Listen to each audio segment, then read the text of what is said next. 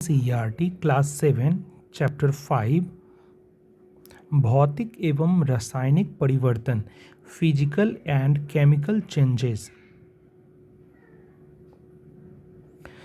पहला है first topic भौतिक परिवर्तन फिजिकल चेंजेस। परिभाषा: ऐसे परिवर्तन जिनमें पदार्थ के भौतिक गुण जैसे कि आकार, आमाप, रंग, अवस्था, ठोस, द्रव, गैस में परिवर्तन होता है लेकिन कोई नया पदार्थ नहीं बनता है।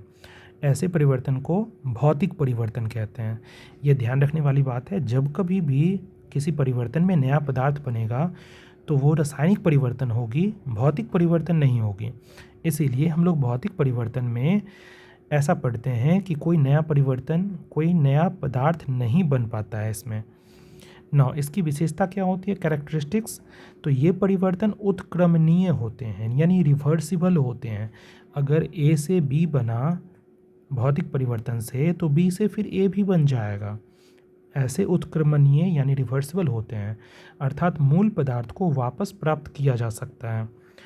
दूसरा है कि पदार्थ के रासायनिक संगठन केमिकल कंपोजिशन में कोई बदलाव नहीं आता है, तब तो उसको भौतिक परिवर्तन कहते हैं।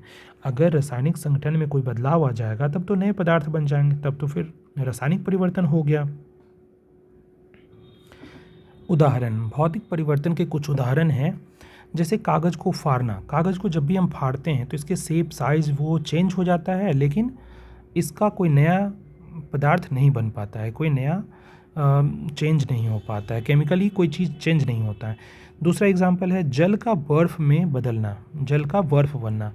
एक बात और देखिए, कागज़ को फाड़े तो उसको जोड़ भी सकते हैं और जल को बर्फ़ बनाए तो बर्फ़ को फिर से पानी भी बना सकते हैं, यानी रिवर्सिबल है ये। तो ऐसे परिवर्तन जो होते हैं जिनमें नया पदार्थ नहीं बनता है, भौतिक परिवर्तन कहलाते थे। मोम का पिघलना: अगर मोम पिघल गया तो उसको फिर से मोम को ये भी कर सकते हैं, जमा भी सकते हैं। लेकिन मोमबत्ती का जलना एक रासायनिक परिवर्तन है। हाँ, ये अलग हो गया, क्योंकि मोमबत्ती जब जल जाता है तो फिर वो जैसे ए से बी में पहुंच गया तो बी से उसको ए में वापस नहीं ला सकते हैं, जले हुए मोमबत्ती को वापस नहीं ला सकते हैं, इसलिए वो रासायनिक परिवर्तन हो गया। लेकिन जैसे ही ये मोम का पिघलना है वो भौतिक परिवर्तन हुआ। अगला एग्जाम्पल है कांच का टूटना। इसमें भी कोई नया पदार्थ नहीं बनता, इसलिए इसे भौतिक परिवर्तन कहा जाता है। फिर है चीनी या नमक का जल में घुलना। तो इसको भी रिवर्स कर सकते हैं, उसे नमक से जल से वापस बाहर भी निकाल सकते हैं और इससे कोई नया पदार्थ भी नहीं बनता है। अब है दूसरा टॉपिक रासायनिक परिवर्तन केमिकल चेंजेस। परिभाषा क्या होगी? ऐसे परिवर्तन जिनमें एक या एक से अधिक नए पदार्थ बनते हैं, इन्हें रासायनिक अभिक्रिया या रासायनिक परिवर्तन कहा जाता है। इसकी विशेषता क्या होगी, कैरेक्टरिस्टिक्स? ये परिवर्तन सामान्यतः अनुत्क्रमणीय यानी इरिवर्सिबल। जैसे हम लोग पढ़ते थे कि भौतिक परिवर्तन क्या होता था, ए से बी में जाएगा तो बी से ए में वापस आ जाएगा, लेकिन इस वाले केस में रासायनिक परिवर्तन में ऐसा नहीं होगा। जो ए से बी बन गया तो बी से फिर ए उसको नहीं बना सकते हैं, तो इसीलिए इसको अनुत्क्रमणीय परिवर्तन कहते हैं। मूल पदार्थ को आसानी से वापस प्राप्त नहीं किया जा सकता। अब है ऊर्जा परिवर्तन। ऊर्जा परिवर्तन में क्या है, ऊष्मा, प्रकाश या किसी अन्य प्रकार की विकिरण जो होती है का अवशोषित होना या उत्सर्जित होना, उसी को ऊर्जा परिवर्तन कहते हैं। अन्य संकेत: ध्वनि का उत्पन्न होना, गंध में परिवर्तन, रंग में परिवर्तन या किसी गैस का बनना, ये सारे परिवर्तन में आ जाएंगे क्योंकि कोई नया पदार्थ बन जाता है। उदाहरण। तो उदाहरण क्या क्या है, लोहे में जंग लगना, रस्टिंग ऑफ आयरन। लोहा जिसको Fe कहते हैं, ऑक्सीजन O2 और जल H2O से रिएक्शन कर लेता है, उनकी उपस्थिति में अभिक्रिया करता है और हमेशा एक नया पदार्थ जब बनाता है उसे जंग कहते हैं।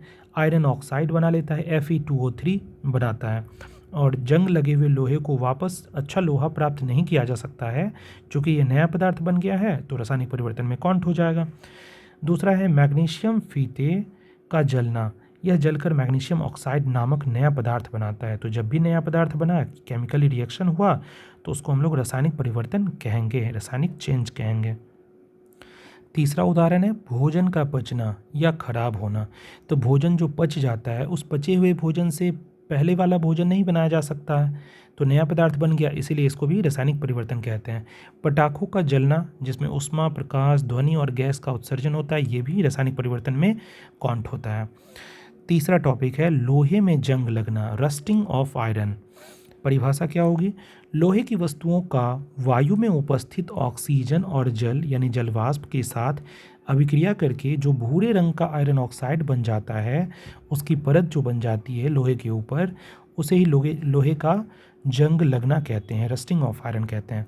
ध्यान रखना है, लोहे के जंग लगने में ऑक्सीजन और जल दोनों का ज़रूरत होता है, इन दोनों के बिना नहीं हो सकता है। अगर ऑक्सीजन रहे और जल ना रहे तो भी जंग नहीं लगेगा, और अगर ऑक्सीजन ना रहे और जल रहे तो भी जंग नहीं लगेगा, मतलब दोनों होना चाहिए तभी जंग लगेगा। अनिवार्य शर्तें क्या है? जो अभी हम बता रहे थे, ऑक्सीजन वायु और जल या जलवाष्प दोनों आवश्यक हैं, तो ये दोनों आवश्यक हैं, ये ध्यान रखेंगे कि अनिवार्य शर्तें में ऑक्सीजन और जल दोनों आवश्यक हैं। जंग लगने से रोकने के लिए यानी प्रिवेंशन ऑफ रस्टिंग, चूँकि ये अच्छा चीज़ होता नहीं है, तो इसको रोकने के लिए हम लोग क्या करते हैं? पेंट या ग्रीस की परत लगाते हैं। अच्छा, जंग क्यों रोकते हैं हम लोग? क्योंकि लोहे में जंग लगने से लोहा कमज़ोर होने लगता है, इसलिए इसे पेंट या ग्रीस की परत लगा के हम लोग जंग लगने से बचाते हैं। और दूसरा उपाय क्या है? ये तो पहला उपाय था, और दूसरा उपाय क्या है कि गैल्वनाइजेशन करते हैं। ये क्या होता है? ये एक प्रोसेस है कि लोहे पर जिंक जो है उस धातु की एक पतली परत चढ़ा देते हैं। आप देखते होंगे किचन में कुछ बर्तन के नीचे वो लगा हुआ रहता है, प्लेटिंग की हुई होती है, पतली परत चढ़ी हुई होती है जिंक की। यह परत लोहे को ऑक्सीजन और जल के संपर्क में आने से बचाती है, जिससे जंग नहीं लग पाता है। अर्थात गैल्वनाइजेशन में जिंक की परत चढ़ाते हैं, ये याद रखना है। अब अंतिम टॉपिक है क्रिस्टलीकरण, क्रिस्टलाइजेशन।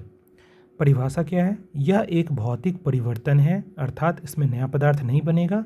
यह वह प्रक्रिया होती है जिसमें किसी पदार्थ के विलयन से उसके शुद्ध और बड़े क्रिस्टल प्राप्त किए जाते हैं, उदाहरण के लिए नमक का शुद्धिकरण और कॉपर सल्फेट यानी नीला थोथा के क्रिस्टल को प्राप्त करना। यानी क्रिस्टलीकरण एक भौतिक परिवर्तन है और इससे किसी भी पदार्थ के विलयन से उसके शुद्ध और बड़े क्रिस्टल प्राप्त किए जाते हैं। टोटल ये टॉपिक था। A lot of thanks all of you.